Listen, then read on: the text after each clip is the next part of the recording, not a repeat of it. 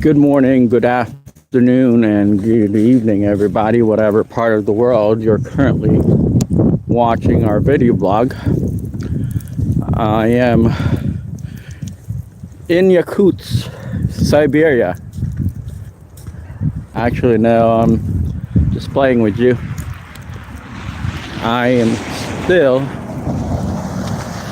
in the state of Virginia, just that. For this rare occasion, we're getting quite a bit of snow. So I can see it's coming down hard, and they're expecting for the snow to be going on up until tomorrow morning. So I figure I go for a quick walk, because once the roads are packed with snow, it's gonna be hard to walk on them. So I thought I'd go ahead and do my video blog now while the snow is still coming down and the roads is somewhat walkable still.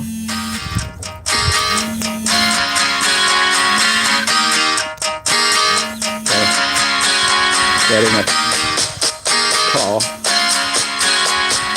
What I'm gonna do is cancel it, since I'm not interested in talking to anybody trying to sell me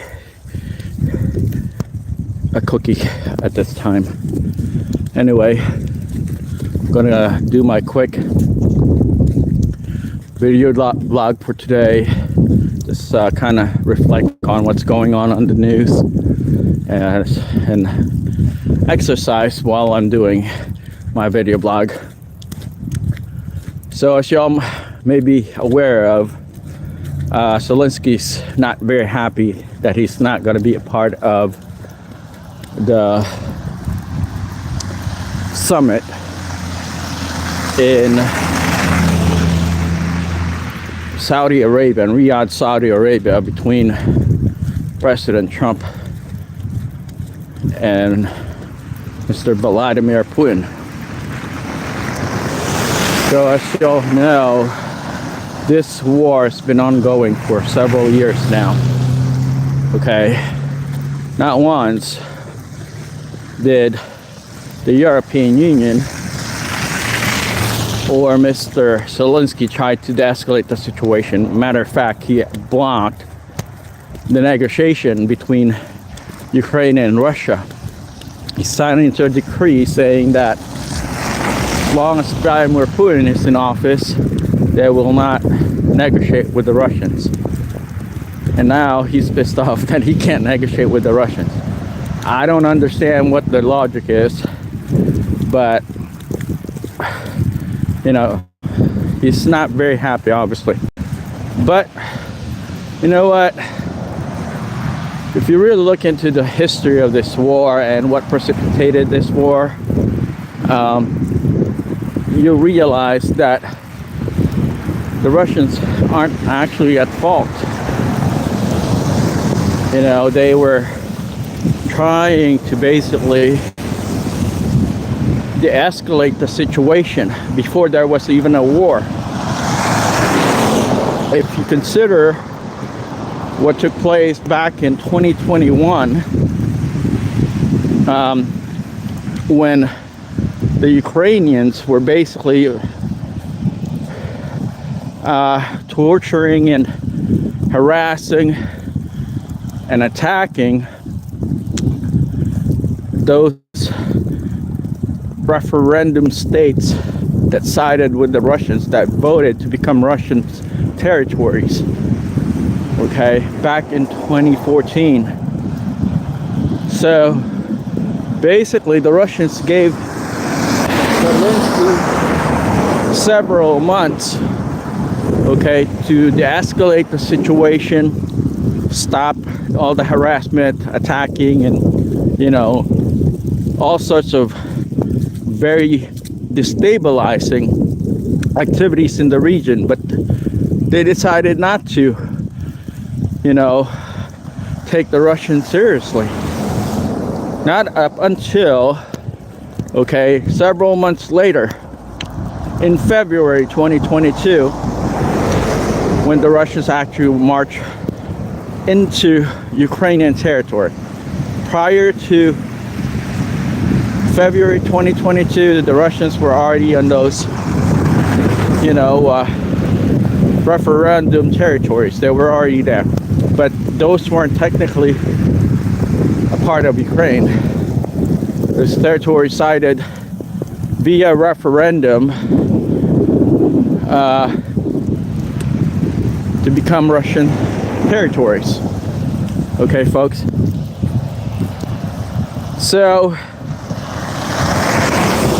last week they had a Munich conference in Germany where various heads of states and military personnel showed up and basically tried to state their cases, but unfortunately they didn't have much of a case to even talk about, because everything that was going on was shared on social media, and they couldn't justify this war that they've been supporting for several years now. Yes, the Western news channels didn't really cover everything, but many of what was going on was also shared on social media. So they couldn't silence everyone that tried to post their opinions, concerns, and observation on their social media posts. They did try, some of them, especially the most influential ones, they did their very best to intimidate social media bloggers, YouTubers, podcasters, you name it. They tried to intimidate them, and some of them were even silenced.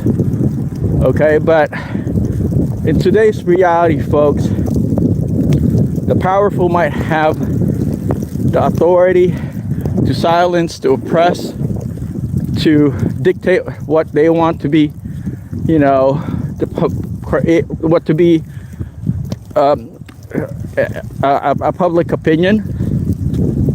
But in today's reality, because of social media, everything's preserved, and now those corrupt, evil, nefarious people that tried to escalate the war in Ukraine couldn't quite convince the public, because the public knows what's going on.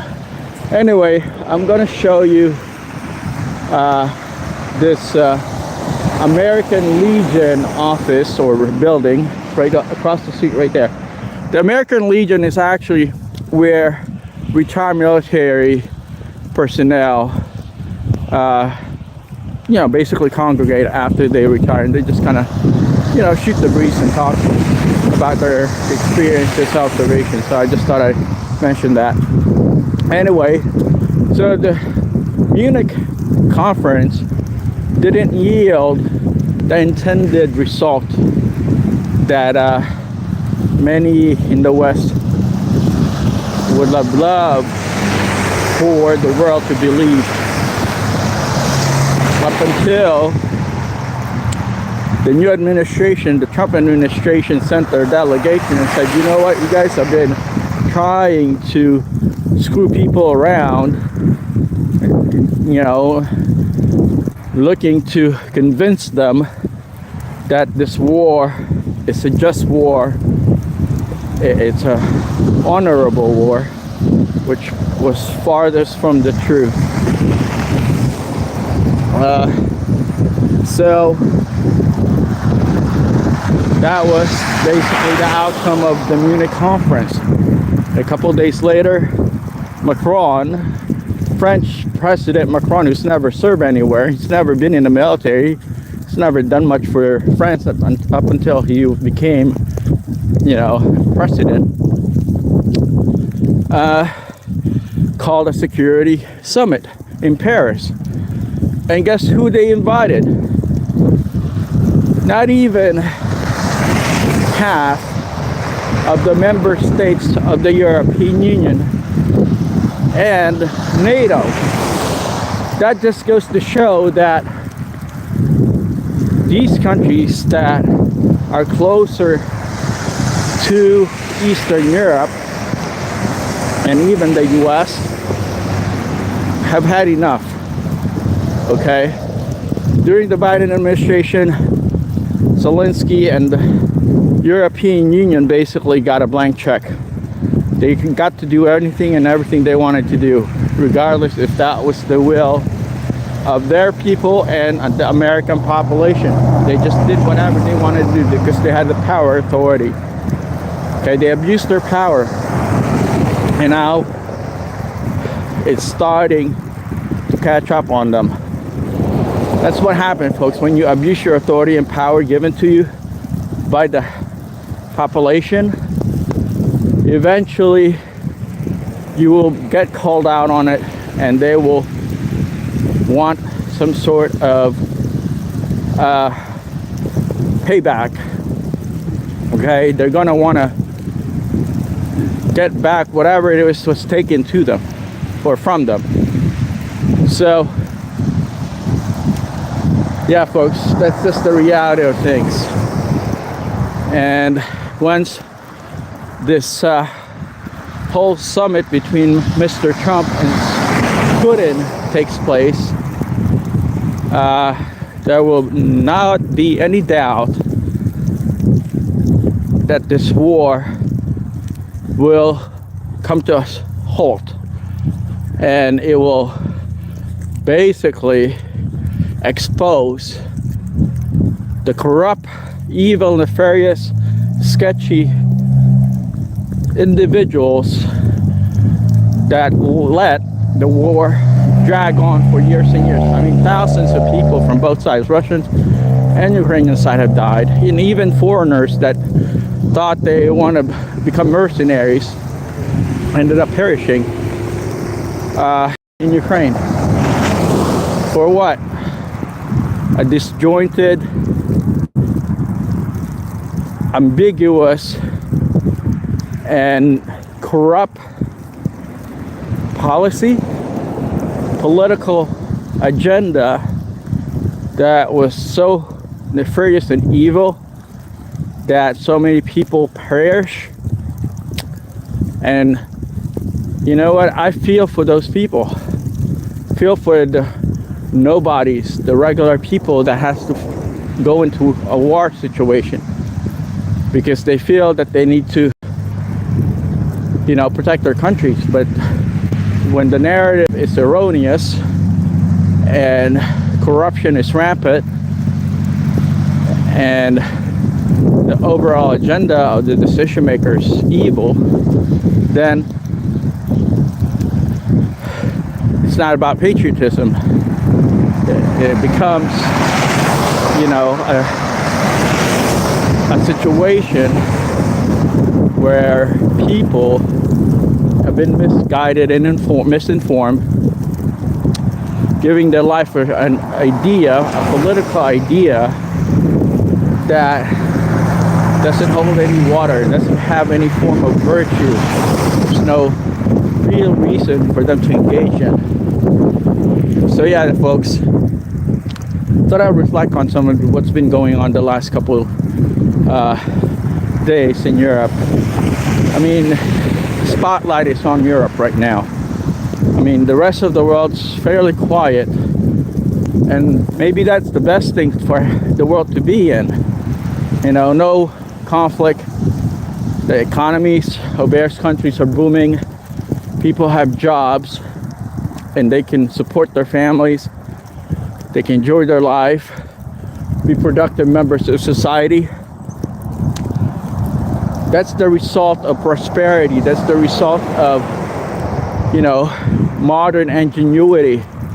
When people can live a life that they feel fulfilled and happy, you know, to be able to live, not fighting in a war that could have been prevented. This whole war between Russia and Ukraine could have been prevented the weeks it started. The Russians wanted to escalate the situation and have Zelensky come to the table, okay, and, you know, kind of figure things out together. But that wasn't the case. Zelensky decided not to participate, okay, in a discussion of diplomatic discussion. He was taking orders from the Biden-Harris administration and the European Union, okay, which is unbelievably, you know, not only unhinged, but very, very careless, you know, for him to continue to engage in a war that is dictated by other nations, by other countries, okay, when he himself knows that the war has to stop. Okay, folks. So that's the situation there. And as I mentioned, I'm looking forward for this war to end. And, you know, that's going to happen after Mr. Trump and Vladimir Putin comes into an agreement, which will basically improve the situation in the markets of Europe, the life in Europe, the safety of people in Europe, okay, which should have been the number one, you know, objective of Europe's decision makers. Okay, folks. So my name again is Al Mina. I'm the concept author of Faceconomics, the utilization of the social media platform in economic development worldwide.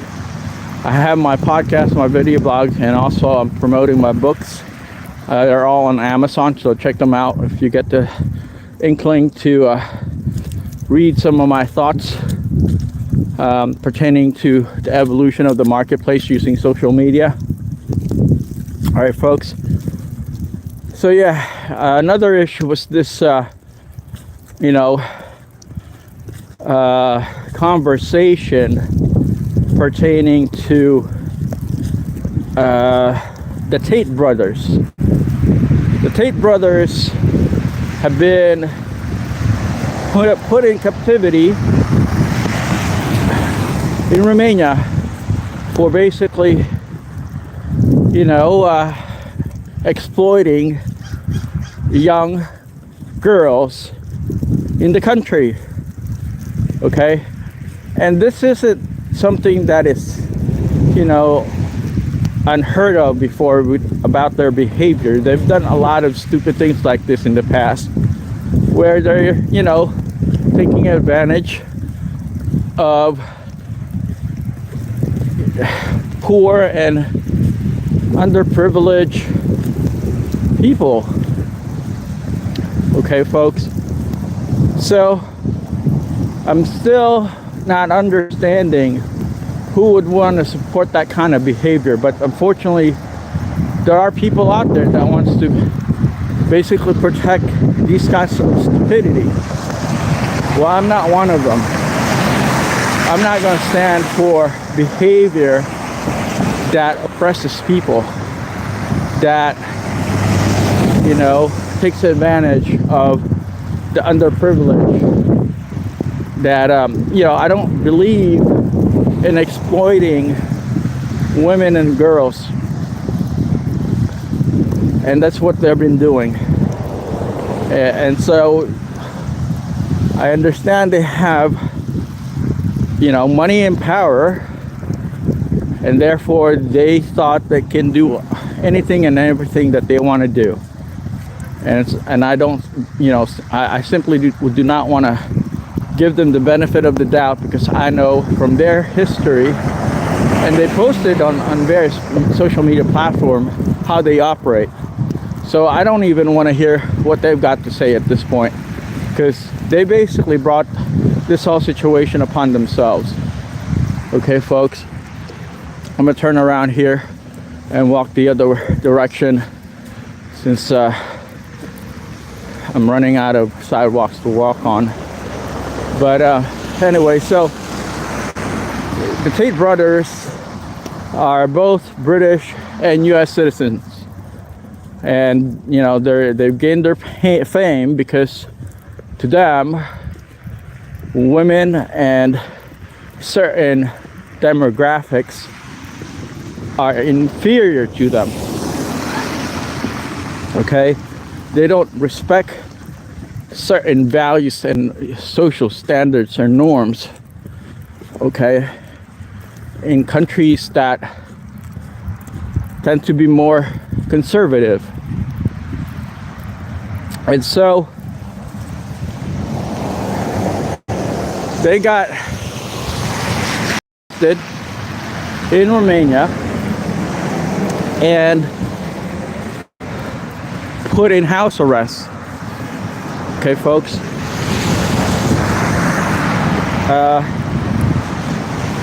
They've been contesting this whole, you know, what to them is an oppressive, you know,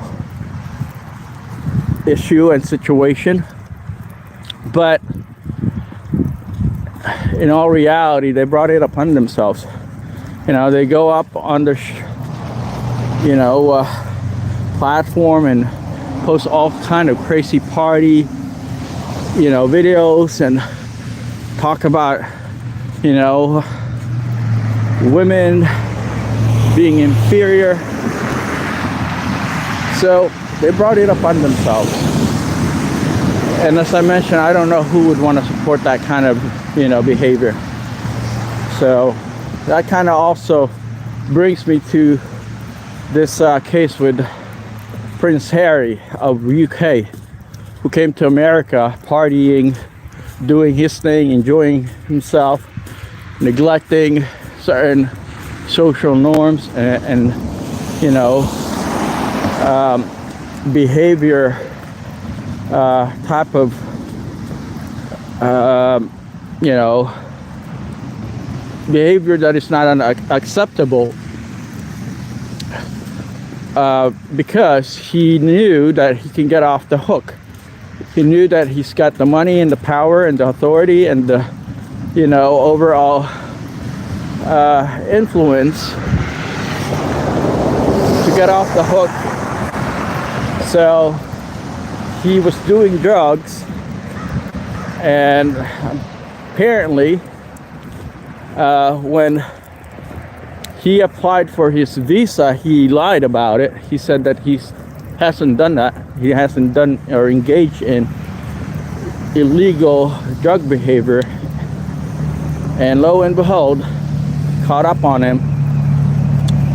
So that just goes to show, folks, that when people are privileged and they have power, they have authority, they tend to abuse it. Okay? And it's unfortunate that that's happening, because eventually it's going to catch up. Okay, eventually people will find out about it. So yeah, just like the Tate brothers thought they're going to get away with whatever it is that they want to do because they have the money, they have the power, they have the authority, and so they engaged in it. Okay, that's just the sad reality of things, folks. I'm gonna cut through here in the park since it's really nice out there. I'm gonna kind of take a detour to the park before all this snows increases in depth and volume. There's a guy playing with his RC remote control truck right there. So anyway, this is actually pretty good exercise. I'm kind of huffing and puffing here. I'm running out of breath, but I like to walk. It's my cardio exercise, obviously. So yeah, I thought I just have this conversation with you guys while walking in winter wonderland. Yeah, so we're expecting for the snow to be coming down up until tomorrow morning, and it's only midday right now here in Virginia. So what else is going on in the news? Yeah, there's people in Washington that are complaining about, you know, this cleanup and shakedown that's happening throughout various agencies in Washington. Okay, so the president basically had Doge, Elon Musk's and Vivek Ramaswamy's, you know, quasi-agency to look into fraud, waste, and abuse within the federal government system, because in all reality, the money that's funding these agencies are taxpayers' money. So there's a lot of pushback going on. And to me, you would think that when, you know, an organization is being reviewed, audited, and trying to figure out where the waste is coming from and abuse and fraud is, you know, taking place, you would think that, you know, these decision makers, these elected politicians would welcome it. They would want to, you know, praise efficiency. They would want to see, you know, a positive difference in the pre-existing condition that hasn't been working for the country or the people, the government, you know, environment. You would think that they would want to see efficient government operations, but they're pushing back. I simply don't get it. Okay, folks. So they're basically trying to wedge a major division between the White House and this institution, dodgy institution, the Department of Government Efficiency institution, to bang heads.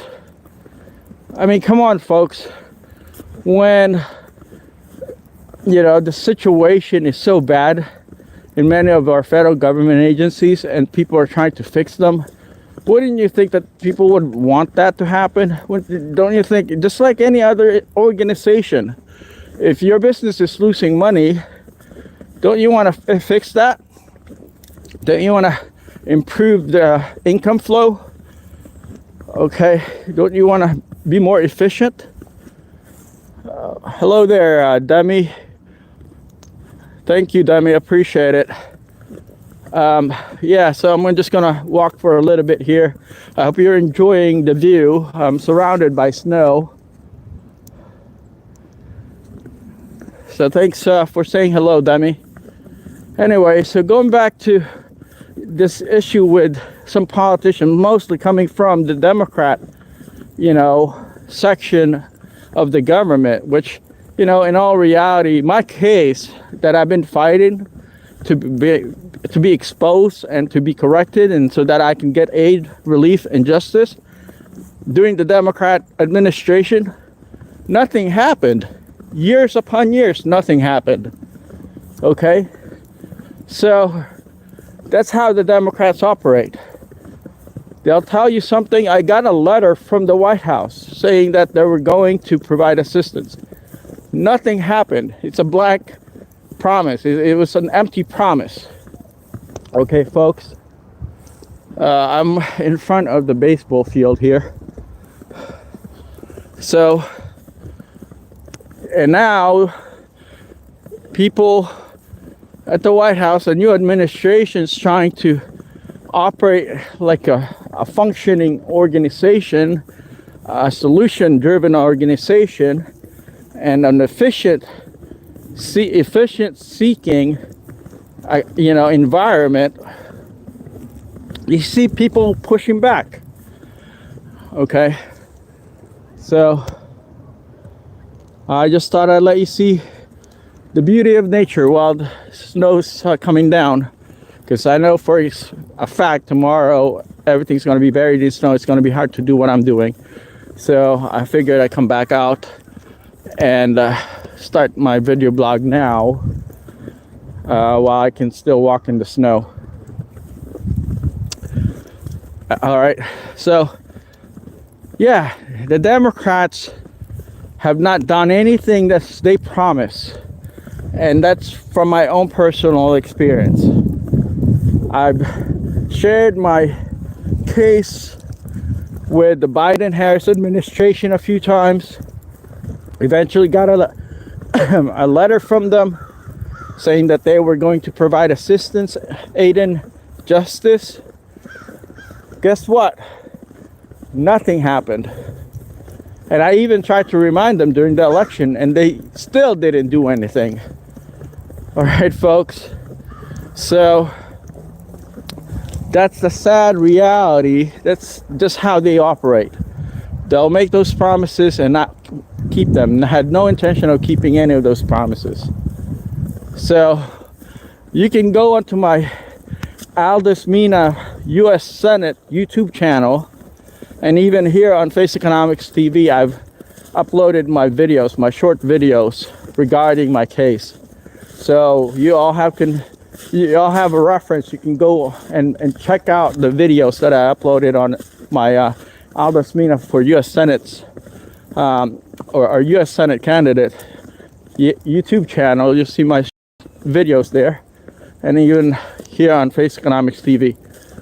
So, and you can also review the case on our video, our YouTube. I'm sorry, our WordPress blog. Everything's just out in the open. Okay, folks. Let me go under the shed for a little bit and dry off my coat here, since I'm getting wet. So yeah, it's beautiful out right now. Excellent time to come out while it's still coming down. You know, the snow is one of the favorite natural blessings that I really enjoy seeing. I love snow. Do I want to walk in them? No. Do I want to live in a place where it always snows? No. But I do love watching them come down. So anyway, so going back to the Democrats, they love to make all sorts of promises that they have no intention of keeping. And I'm not dogging every Democrat out there. I'm saying majority of Democrats operate that way. You know, I've worked with many politicians. I volunteered with various parties growing up. But one thing I learned when you ask help from the Democrats, unless they get something out of it, you almost always will not get any help from them. That's what I've learned. And it's a sad reality, folks, of how our system operates, how broken our system is. So here's another baseball field. I don't know if y'all can see through this thick snow coming down, but yeah, anyway, so they're pushing back. The Democrats are pushing back. They're not very happy that our government's getting an overhaul, that we have, you know, business people participating in developing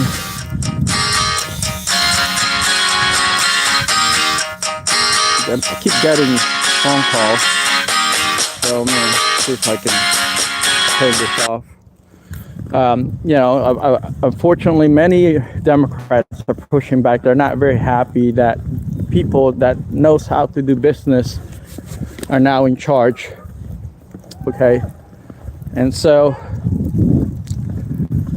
yeah, that's the sad reality of our quote unquote democracy. Yeah, folks.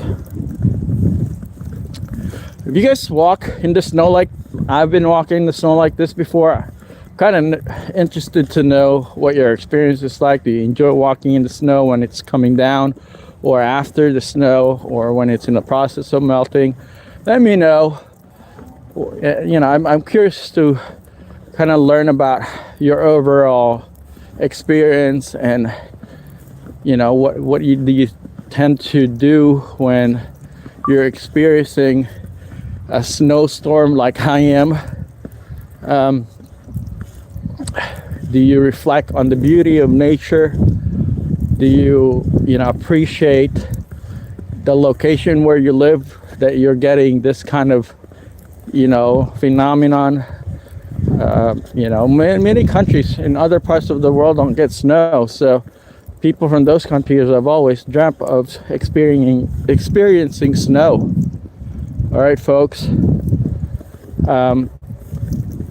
And so I figure I ask what your experience is like, if you enjoy it, and you savor the moment, reflect on the beauty of nature. Sometimes when we're down and out, or when we're stressed and we're dealing with all sorts of typical life issues, we forget that we are blessed and we have an abundance of everything in this world. So look at that. It's virgin snow. Okay, folks, it's no one's walked on them, and I'll be walking on top of them for the first time.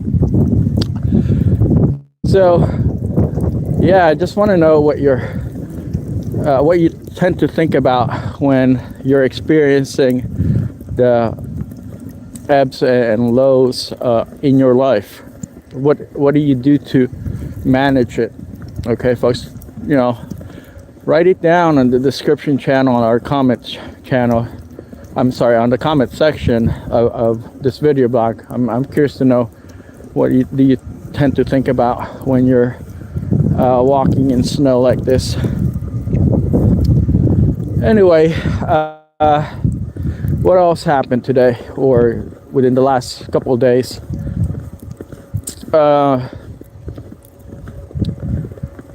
So currently, I don't know if you guys are aware of this, but this war in Ukraine, okay, between Ukraine and Russia, shouldn't have even happened. Okay, folks. It's one of those man-made conflict that shouldn't have happened. The reason it took place is because for some reason there are people in the higher ups, the people that are in power and authority in this world, okay, that grew up in a world where conflict and all sorts of human strife and suffering was the only way, okay, folks, to solve problems, to solve disagreements. They grew up in a world where the only way to get your opponent or someone that you disagree with to tap out, if you were wrestling, you tap out, get them to basically bow out and leave the ring by inflicting pain and unusual bodily harm to them, to get them to tap out of the ring, be violent. Okay, folks, that's the way people used to operate. If they want to win an argument, they get the person to tap out, to bow out of the ring. Okay, that was their mentality back then, and it was so counterproductive, folks, because they brought it into today's reality, into today's world, in the year 2025, where anything and everything could be fixed. Okay, oh, look at all the snow falling down. I'm under this tree, so I have a little bit of shelter here. But look at all that snow. That's beautiful. All right.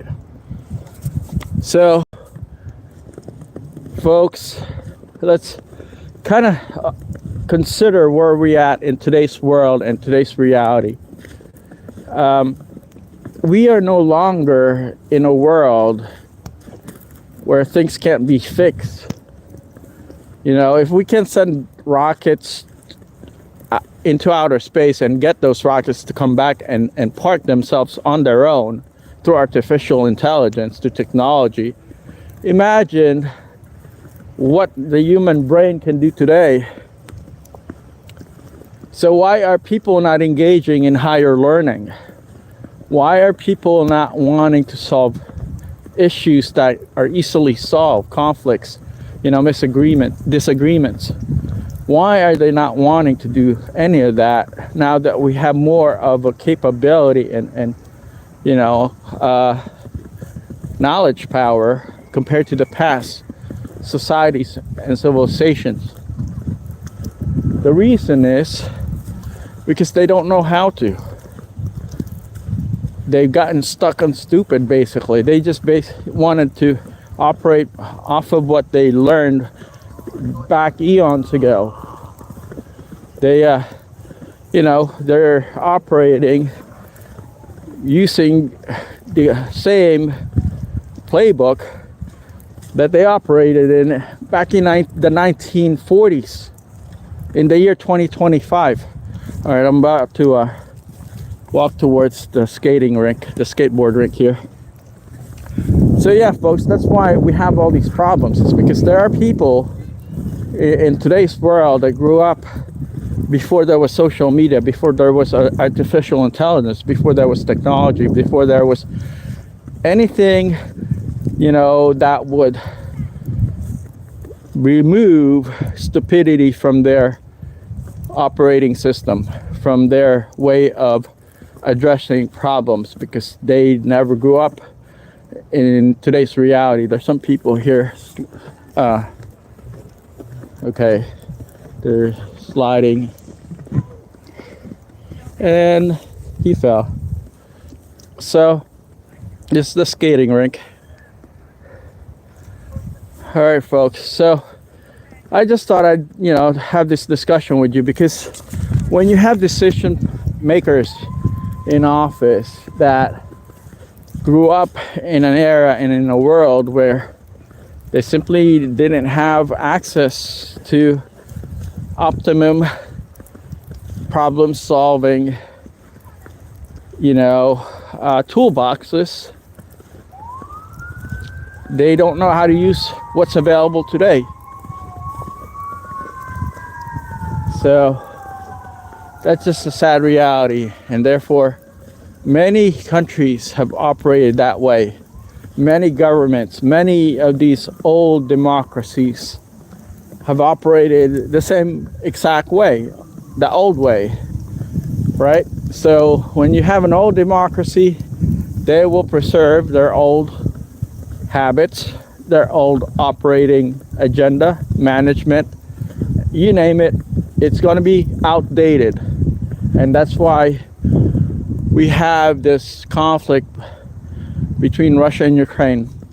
Luckily, the Russians have realized that operating in the old world system is no longer, you know, of interest to their society and to the next generations of the Russian population. Therefore, they decided to divorce themselves from that kind of mentality and way of thinking. All right, folks. But that wasn't the case in Ukraine. The Ukrainians wanted to basically support a narrative that was so outdated, that was basically force-fed onto them by the European Union and the Biden-Harris administration. And so they operated in various outdated, miscalculated, and disjointed agendas. Okay. All right, folks. I'm going to let you see the rink from a distance. It is fairly hard to see what's going on because of the snow situation, but you know, I figured I have you enjoy what I'm enjoying. Man, I keep getting all sorts of calls, but anyway, so just consider what I'm talking about, folks. You know, in the past, this kinds of interaction where you have bloggers, you know, YouTubers, podcasters, none of this would have been available back in, you know, the 1940s, even in the early 2000s. Okay, knowledge transfer were you know, pretty rare, especially among regular people back then. So there was not a lot of mixed opinions. There was not a lot of, you know, analysis and evaluations of opinions going on, because there was a, you know, a one narrative system that was created, and everybody has to abide by that narrative. Today, podcasters, influencers, YouTubers, bloggers, podcasters are all submitting their opinion and analysis to the world. So there's an efficient and much better system today pertaining to solving problems. Okay, looking into solutions that could be diversified, and you know, opinions can be examined. Today, in the past, that wasn't the case. All right, folks. So in effect, the world is much smarter today compared to any previous, you know, era in human history, because of the social media platform. Okay, granted, there are people that are being silenced. There are, you know, social media giants, you know, companies that are making sure some voices aren't heard, and they're silencing them. Matter of fact, President Trump was silenced when he was in office the very first time. So that just goes to show that diversity, you know, the diversity of opinion wasn't valued up until just recently. People now wants to hear various opinions and analysis that wasn't available in the past. I'm gonna go park myself behind one of these trees and get a little bit of shelter from the wind. My face is getting a bit numb and wet. So anyhow, today, in today's reality, in today's world, you know, opinions can be dissected by thousands, millions of people. Okay, and so it's much harder today to control hearts and minds without valid reasoning or logical explanation. In the past, people would just dictate to you what you should believe. Okay, folks. Yeah, so anyway, look at that. That's so pretty. Really, really pretty. So, I'll give you a quick 360 view of this park.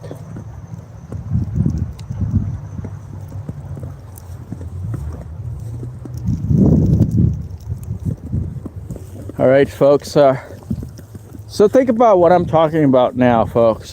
Just, kind of reflect on what I'm saying.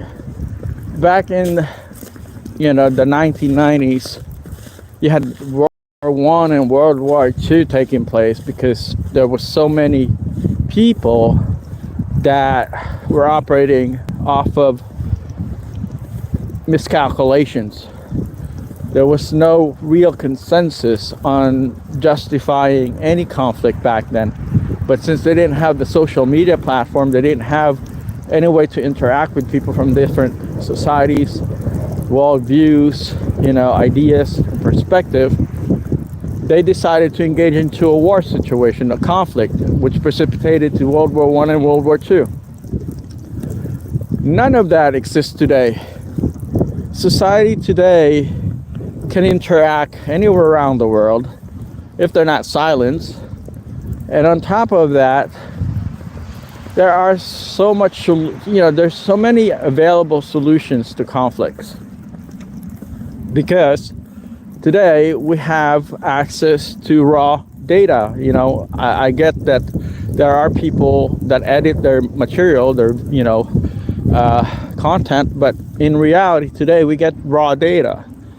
And so it's easier for us to decipher what is real and true versus what is, propaganda or what is disinformation. All right, folks.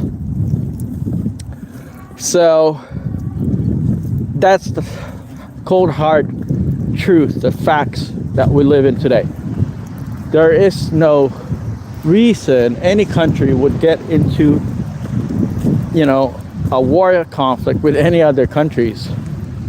I mean, you have to be living under a rock, okay, and disassociated from reality to want to engage in a war conflict. Okay, I mean, that's just the whole issue as far as the war is concerned between Russia and Ukraine.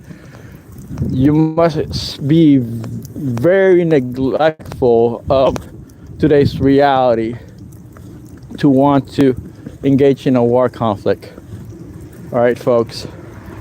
So I'm just being real. I'm just being honest with you guys. If you operate the same way as those dictators of the past, those rogue nations of the past operated today in the year 2025, then you deserve to be removed from office. You deserve to be canceled. You deserve to be left in the dark, from prosperity. Because today ignorance is a choice. If you choose to be ignorant, then it's on you. People have no reason to be ignorant today. Okay, and so there is no reason for war. In other words, it's on you if you want to engage in a conflict with any country.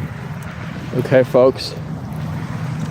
So with this said, my name's Al Mina. I'm the concept author of Face Economics, the utilization of the social media platform in economic development worldwide.